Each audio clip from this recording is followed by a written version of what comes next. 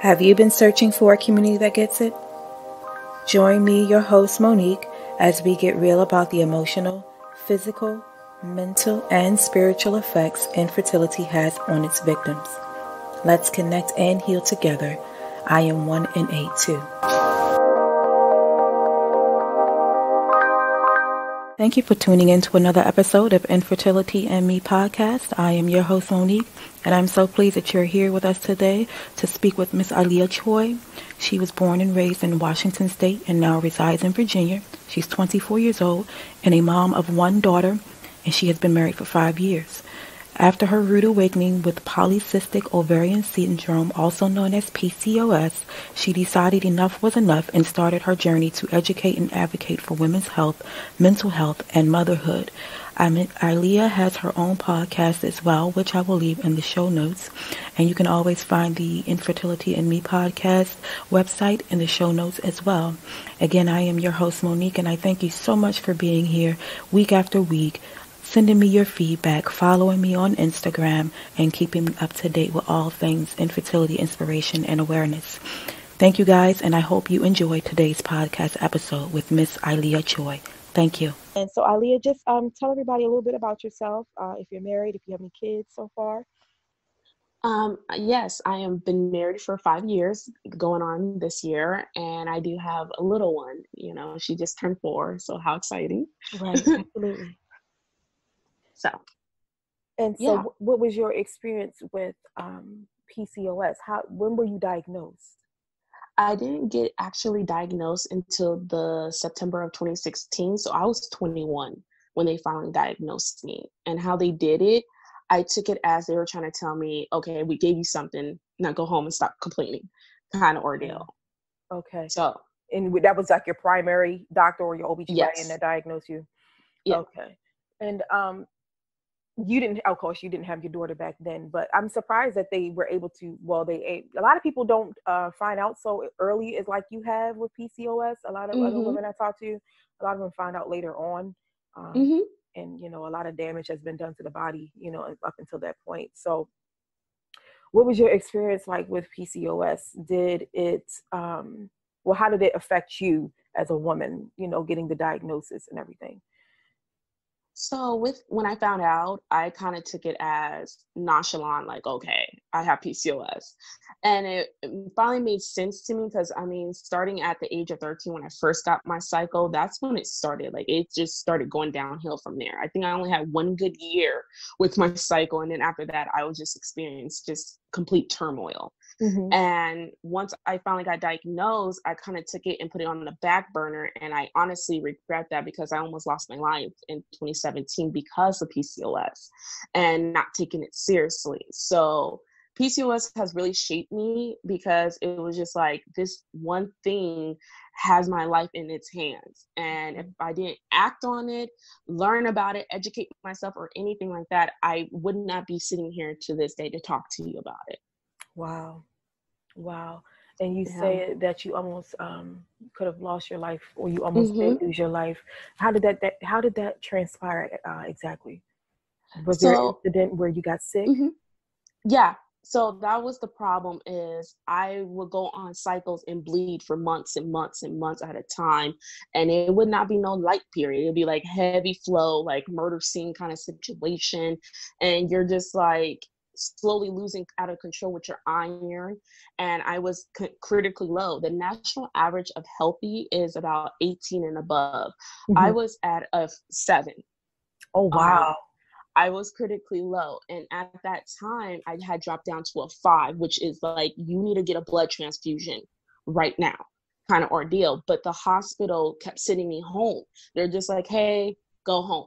Hey, go home. Like, there's nothing we can do for you. The emergency room were like, well, you need to follow up with your doctors. And I'm like, I have. And they kept sending me home or putting me on different type of birth control that was not working. If anything, it was working with PCOS to keep me going on my cycle.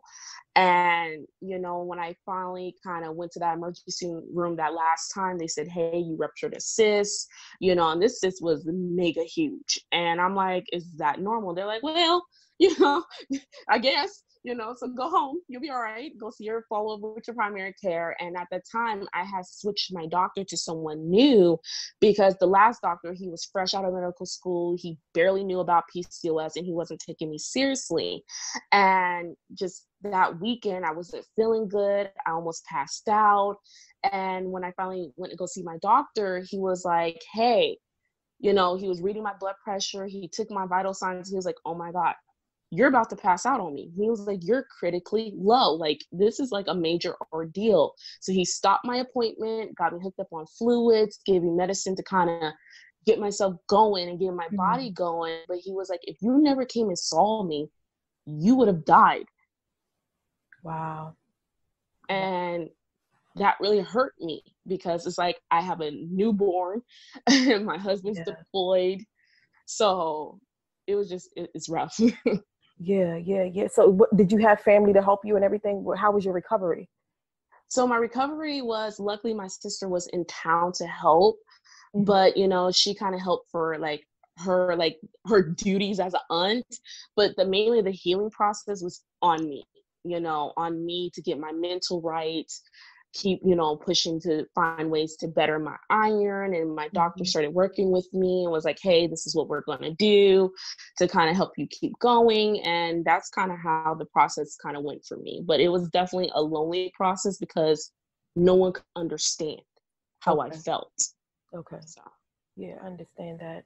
And have they ever expressed to you that they feel like you may have issues later on with if you decide to have a second baby or anything like that?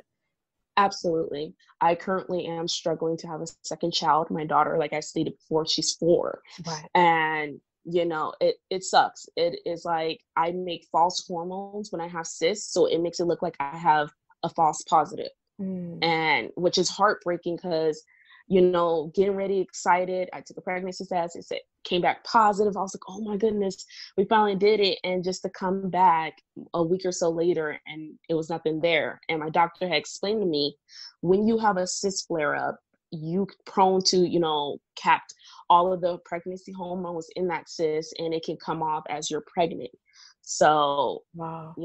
Unfortunately, we get a lot of false positives and I'm no longer allowed to use home pregnancy tests because I make false positives. So you always have to get a blood test then? Absolutely. Okay. How long have you guys been trying for a second? We've been trying collectively for about 3 years now. Wow. And are they giving you Clomid or any kind of fertility treatment drugs? No, and this is the sad part of it. Because my husband's in the service, the Army and the military across the board have weight restrictions. And if you're at a certain weight, they will refuse to give you help. So while I get to see my fellow counterparts who are a little bit bigger than me getting help from the state side and the civilian side, I have to pretty much go through extra more hoops to even phantom of them giving me anything. Okay. Oh, okay. I never knew that dynamic. I know a couple of people who are Army wives, but I never knew the dynamic. I guess, I don't get nobody's business like that, but yeah, absolutely. Yeah.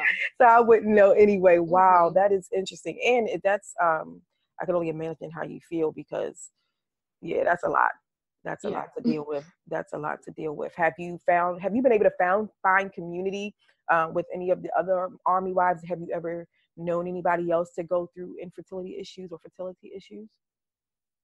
I think I've only heard them on social media. I've never really connected with anybody who was kind of struggling where I'm at. They were mostly able to get pregnant when they wanted to. They didn't have that common PCOS ground, but I've heard of other women in the service who were able to be successful with their infertility.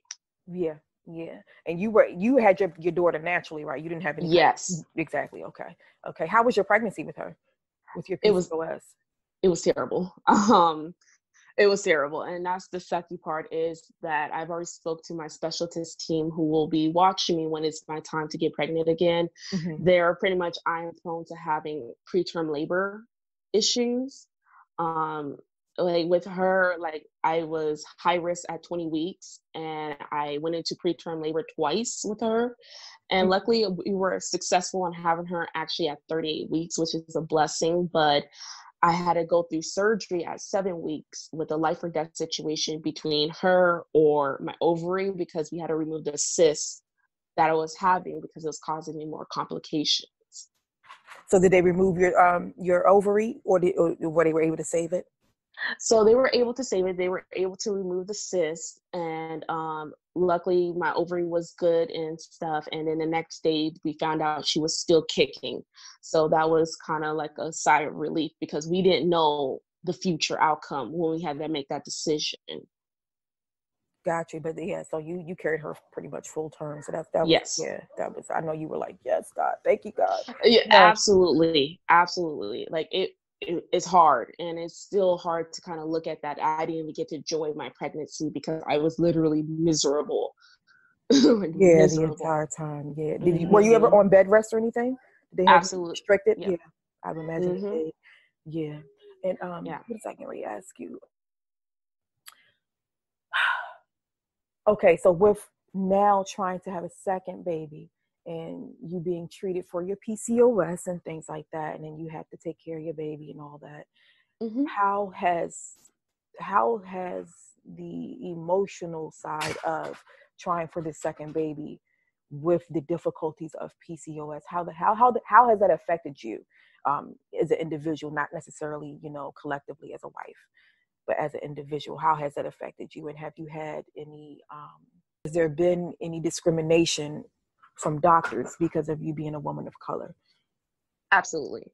And that's kind of why I started, speaking up about it, because the discrimination aspect, African American women and people of color are 10 times more likely to die during childbirth or any form of living under care of doctors because of that. And I have seen over 10 plus specialists within the past couple of years because of the negligence of not caring. I have like 3 strikes against me. I am a woman of color, I'm young, I'm married, and I have a kid already. So those are like our instant like judgment against me. They're like, oh, you're just here just complaining, you want attention. Pretty much they treat you like you want attention. It's like, no, I want to live. That's what I Yeah, want. absolutely right. Trying to get help. Exactly. Hello. Like, right. I wouldn't come here if I wanted attention. I'll just go run down the street or something, Right. Like I have a child I'm trying to live for. I already almost lost my life once, and I have even more serious complications with PCOS. I'm trying to live. I want to see her graduate. I want to see her get married or have kids or whatever she chooses. I want to see that, and you guys are taking it from me for not taking me seriously. So collectively, as myself, it's a hard, and you have to get in the right mindset to know that you got to go hard. You cannot take it easy. I don't care if the doctors look at you and you're like, okay, you're being obnoxious. I don't care. I'll be obnoxious until you give me what I want, which is my actual right to healthcare. I don't care what you have to do. You can go in there guns a-blazing. It's just, you have to have that nobody's got you like you mentality. Because if you don't, you can easily lose your life. Like, it's just easy because of that.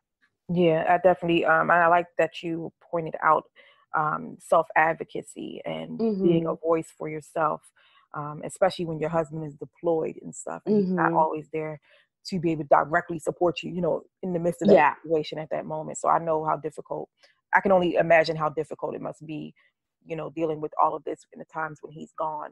And as a mom, and do you feel like there were times where you were in a negative place and there was things said or things done, or, you had a lazy day with the baby, you didn't feel like doing anything just because you get into a depression, if that makes sense?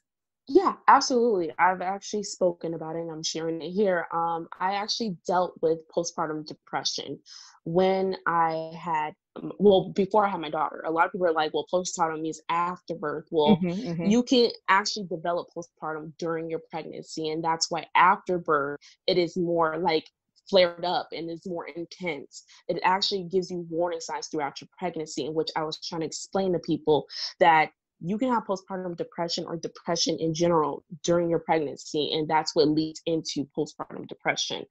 But I just usually call it postpartum depression because it's easier. But yeah, I had to see a psychiatrist throughout my pregnancy because it was just mentally hard. I felt guilty. I felt bad. It was my fault that I couldn't carry our daughter. It was my fault I had these problems. And I always kept finding blaming for myself. And I was alone because although he's there, a man can only understand to a certain extent. It's not him carrying the baby or him dealing with the problems. And, you know, you got your friends that say you're your friends, but once you get pregnant or married, they can't relate to you. So it was just a mix of these emotions and past trauma of my childhood that just amplified that depression. And I just could not see the brighter side in anything. I was just sad. I wanted to end my life, not because of my child. Like, I wanted her to live, but I didn't want to live because I felt like it was my fault. And with that, it took a lot out of me. It did. Yeah. And I couldn't even imagine that this was the person that I had become, but I did. But after kind of working with my psychiatrist, I think I only saw her once. After sharing my story, getting it off my chest, she was like, well, I made her cry because, you know, the stories I've been through. So she was just like, wow, like, that's not what you, like, I can't believe that. But then she was just like, but you have it in you to keep going. Build your confidence, believe in yourself. And once I started hearing those words, I'm like, you're right. Like, it is in me. I do have this, you know, spirit in me to keep going. You know, I made it through X and Y and Z situations. Why can't I make it out of this one? Absolutely. Absolutely.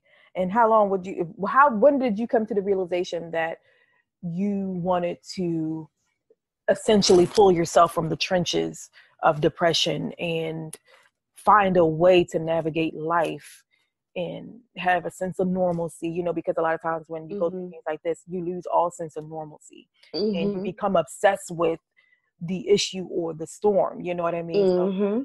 So how did you come to that realization? What was your point of, like, you know what, I got it, this is enough, your enough moment?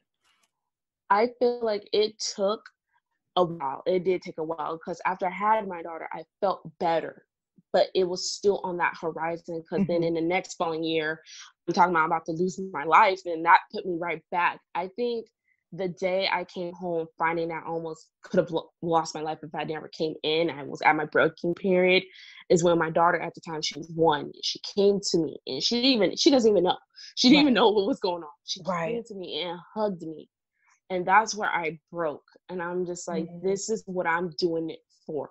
You're who I'm doing it for. Not just for myself, but for you. You're like my extra push. And that hug meant everything, because I felt like everybody who I have lost in my lifetime came in that moment and surrounded me. And, you know, God surrounded me and was just like, this is where we're at. And after being shaken down like that, that's when the next day I got up and I was like, you know what? No more wallowing, no more sadness, no more guiltiness. It happened. I've gone through it and I made it through it. So what can I do to improve myself? And then that's when I found my voice to share my story. And that just fueled me. And writing, podcasting, all these things are my outlet. Yeah. Right. So you found you found purpose in, well, coming out of the pain, you found purpose in something, you know, greater than your situation. So that's amazing. So tell me a little bit about your podcast. So my podcast, That Sister Girl, is about me just speaking more into topics we're afraid to talk about. I talk about childhood trauma, you know, childhood abuse and all those things. And then I talk about PCOS and how it amplifies that, because people think PCOS is just your ovaries. And actually, it's an endocrine hormonal disorder. So it starts from head to toe. So it does affect your mental. So a situation could be small, but because PCOS is such a, you know, instigator, it amplifies it more.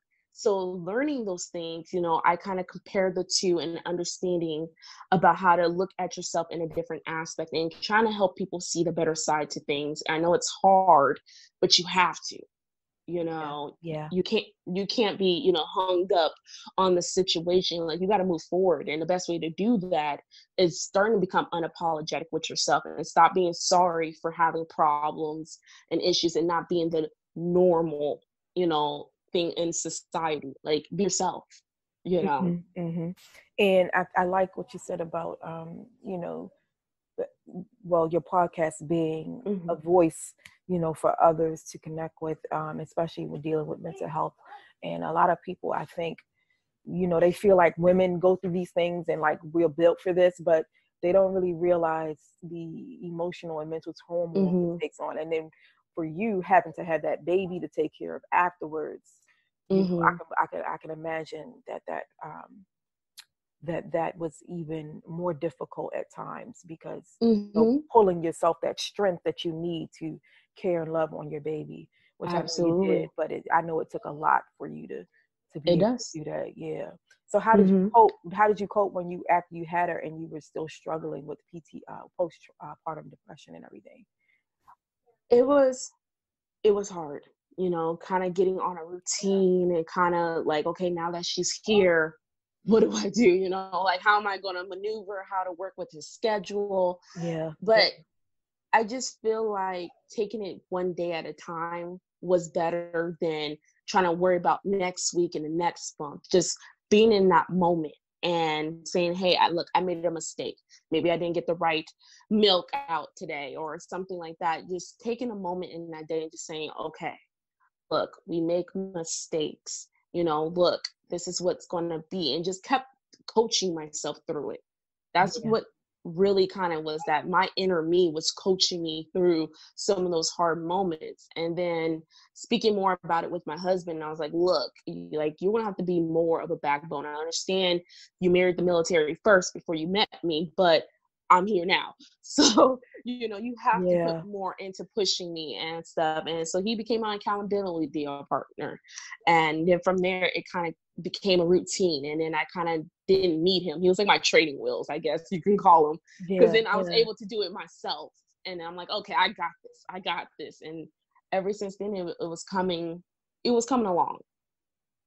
Yeah, that's awesome. And what ways of coping did you learn along the way, especially now with trying to have a second baby? What things are you doing to help cope with your situation and getting through it? My main things is I take time off of social media. That's my biggest thing. Is if you're dealing with fertility problems or infertility and all that, being on social media is hard. And I think anybody can relate to that, because you see another gal Yeah. getting pregnant, another Yeah. family getting pregnant, and it's hard. Because when I see that, I wouldn't say I get envious, but it just hurts my heart, because I want that, and then seeing the news and people not taking care of the kids, and it gets to you. So me taking time off of social media and looking at myself and giving myself me time and realizing, look, the baby will happen. But you got to make sure you're right this time around before you get pregnant. You don't want to go back down postpartum. You don't want to go through the depression and all of that, because the military don't play. Like, they love to hold that over your head. And that I was can one of my, imagine. Yeah. yeah, that was one of my biggest regrets about opening up to them, because and asking for help during my pregnancy at that time, because they hold it over your head. They're like, oh, how are you doing mentally today? And although, you would think that's Hmm. nice, they care, but they don't. They're kind of badgering me. I felt like I know I was going through a moment, but I'm not that crazy, like it just really affects you. So me trying to find things to do on the side that I don't go down that way. So taking time off of social media, self-care, kind of making sure I have a safe friend, a person that I can trust outside of my husband, like a girlfriend or something, just be able to converse back and forth. That kind of helps me see the other side of the situation, instead of Hmm. being Hmm. negative about somebody else getting pregnant and I'm not. So. Yeah, yeah, and see, like you're like a veteran in this thing now, because Mhm. you've been dealing with it for the last 3 years with trying to have a second baby and stuff, and so Mhm. it does take a lot of time and self evaluation when you're in the middle of it, to find ways to cope, like you were saying, and all the Mhm. tips that you were giving about finding. And a lot of what I'm hearing that you do is Mhm. finding outlets, different outlets, to Absolutely. release those emotions and those hurts and those pains. So Mhm. that's amazing. And then I love the fact that you take social media breaks. And I think when I went through it, I did a lot of social media breaks too, because Mhm. it's a lot. It It's is. just it's just a lot. You know, social media is like a blessing and a curse because like you could find community on there, but then at the same time, it's just so much other things that are going on that you come across when you're on there. So it's like if you could get on there and just look at stuff, you know, from people who are trying to conceive like you, then you're good. But if you got trying to conceive and you got pregnancy coming up, you know, because the algorithms is like it's reading trying to conceive, so it brings up pictures of pregnant people. You know what I mean? How to get pregnant this way and how to get pregnant this way with all these special herbs and stuff like that, which is fine. But you know, we got to deal with the medical issue too. You know, Absolutely. Have you had people do things like that when they find out that you are struggling? Do they try to coerce you into using herbs or supplements and stuff? Yes. I think the biggest scam right now for PCOS women is Ovistol. Although it has helped some people get pregnant, it's not really what you should use to cure your PCOS. It's not a proven fact that cures your PCOS. And I actually have a couple of biologist friends who talk about and breaking it down, and it's not really that beneficial that you think. So they'll try to get me on Vistol. They want me on keto. They want me on this herb and that herb. And I'm like, look, all right now, you do what you want to do. But I think I got it. I think I'm gonna work with it. You know, I think I got an avenue where I'm gonna go what works for me. So it's definitely hard. It really is, because people think they can solve your problems for you, and it's like you can't. You can't. Yeah. And I'm not against supplements or anything like that, but I feel like when you're in the midst of fertility issues and infertility because of a medical condition, it makes you feel more vulnerable because you're like, freaking, I got this freaking condition or this disease, you know, or I've had a hysterectomy or lost a tooth, you know, and so the herbs are great. I love herbs. Yeah, absolutely. But it cannot be the be all end all, you know, in a situation like that, you know? Yeah, absolutely. No, I agree with you, you know, because that's another thing about PCOS is hysterectomy, you know. I tell a lot of people, do not follow behind that trap that your doctor sell to you, telling you will get cured. If you got a hysterectomy, you won't. You won't.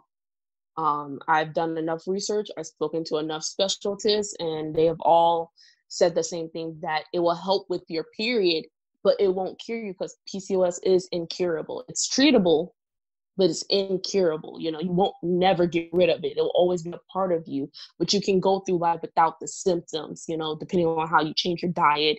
You know, there's just so much about it, the misconceptions of it.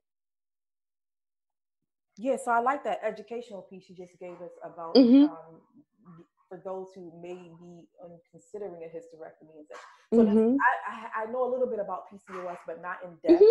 And so with PCOS, it affects your hormones as well, like your endocrine system and everything, right? Yes. Yeah, that's what I thought. So yeah, so taking the and I don't want to say this to offend anyone that may be listening, but to get a hysterectomy would kind of be like counterproductive to treating the hormones because the female system works together with all those things, right? Yep. Yeah, that's what I'm just trying to piece it together. You know what I mean? No, perfect. No, that's perfectly what it is. You know, people think if you remove the ovary part, you know, you're good, and it's not that. You'll stop bleeding, all right, but you could still get facial hair. You'll still get weight gain and other complications. You know, you still lose your hair, like I have. You know, I've shaved my hair completely bald because of it. It's kind of like a cancer in a sense. You know, I hate to compare that to it, but it's kind of like that. It attacks you from head to toe, no matter what you do. But, you know, some people need, excuse me. Some people have to understand that there's different subdivisions of having PCOS. There's people who have full-blown PCOS, and there's people who have mild symptoms. And that's where people get confused at. So if someone tells you they cured it, that's because they had mild symptoms of it. So a little bit of irregularness and all those other things. So that's easy to fix, but they haven't fully got rid of it. It's still in the system, but you kind of put it away. You know, you got it in check. So that's another misconception of it. Yeah. And I knew about the facial hair and, you know, body hair growth in different, you know, parts of the body and stuff with it affecting the hormones in that way.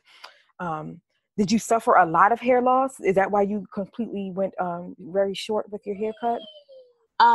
Yeah, I like still to this day, I still have a lot of bald patches that never came back. Like, I mean, shave bald, I'm Mr. Clean. I was Mr. Clean a couple of years ago, like completely. I was at a breaking point. I had a Britney Spears moment. I was chopping it off. My husband came in the room like, "Are you okay?" I was like, "No, just take it off. I'm losing it. What's the point?" So he helped me shave it all the way off. And he was like, "I still love you even more." And that was another great moment for me, was going completely bald, because in the people of color community, we are about our hair. Hair means status. It's everything, girl. Exactly. Yes. So when I shaved it off, I was so petrified. But then I started going out in public with my bald head. I didn't care to hide it. I didn't care to put a baseball cap on, nothing. You see my baldness. I'm bald. I'm a bald-headed person right now. And, you know, people would look at me like I had a disease or something, or they thought I had cancer probably. And I just didn't care. And then that's when I was like, look, I'm more than just my hair. You know, I'm more than just what society wants me to be. You know, I'm beautiful if I'm bald. And that was kind of another great moment with that. But yes, I lost quite a bit of hair, the facial hair, the acne scars, the weight gain. I found out I had fatty liver disease. And actually, I made that connection that PCOS does cause fatty liver disease. I also have a heart condition now, because of PCOS. And like I said, the list goes on. Yeah. Wow. Yeah. That's a lot. But you're talking about it is exactly what we need this day and age, with so many negative things happening around us. Positive, you know, stories of overcoming in the middle of overcoming. And I feel like even though you're suffering from it, you've overcome it in a way, because you are mentally, emotionally, and spiritually in a place where you are just living your best life the best way you can with the disorder. You know what I mean? Right. Absolutely. And you're not like completely in this broken place anymore. So I think success in coming to peace with things is it has many faces. It doesn't mean that you are cured from your condition. It just means you go through it in a way that is not harmful to yourself or to your family and such.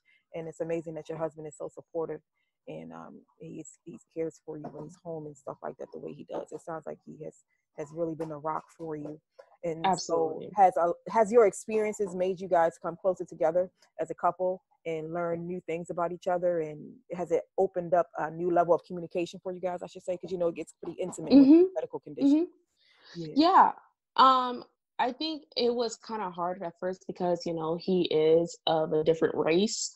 So coming into, you know, my culture and like how I'm dealing with things, these health problems, he was kind of shook. He was like, wait, so this is what it, like, this is, you know, you have to deal with these problems. Like, wait a minute. Like, it kind of threw him for a loop. But then as time went on, he started to learn more about me and started to learn how to love me and kind of go about, you know, certain subjects. You know, if I'm having a moment, he'll like, okay, I'll go take the daughter, you know, out somewhere, go do something, you know, have a moment to yourself. You know, he always encourages me time when he's home, because I don't get that often. I'm 24/7 mommy. So, you know, and I feel like him and I, we've gotten closer even more, because I think it scared him to know that you're on a deployment, just to come back home and realize you could have came home to no life. You know, and I think that was like, okay, you know, let me be there. So like when he comes to the appointment, it's like he plays no games. He was like, okay, so what does this mean? Okay, what else are you telling? Like, and I'm like, thank you, get them, because they're being mean to me, you know. So it was just like, that's kind of how our relationship is. He's always been my partner in crime, because he knows I support him in what he does for our country. And so he always knows to come back and give that back into how I feel about our health. So it's definitely gotten better. And I feel like, you know, we don't have that cultural barrier anymore being in an interracial marriage. So I feel like that has improved. Oh, that's amazing. That's great. And I really love the fact that he allows you that space that you need to, you know, for your adult time, you know, because being a stay-at-home mom is like, that's a job that nobody can ever describe. It's hard work, you know, and that's important, especially with you having a medical condition, you know, getting that alone time to process, and so you can come back and be the best mother and wife that you can be, and be the best version of yourself, you know. Absolutely. So that's amazing, and I applaud him for that. And all the husbands out there supporting their Mm-hmm. wives, and all the Yes. gay and lesbian couples, everybody, supporting their spouses Yes. with medical conditions. That's amazing. I thank you so much, Aaliyah, for coming on today and share Absolutely. your journey and giving us your fertility advocacy and your PCOS advocacy and awareness. It's so interesting to me to hear about the different conditions and how it affects the body. I've always been kind of nerdy when it comes to science stuff, so it's real Yeah, interesting to me to hear everybody's, absolutely. because one person might, Mm-hmm. it affects one person differently from the other person, so Right. it's always interesting to hear everybody else's journeys and such.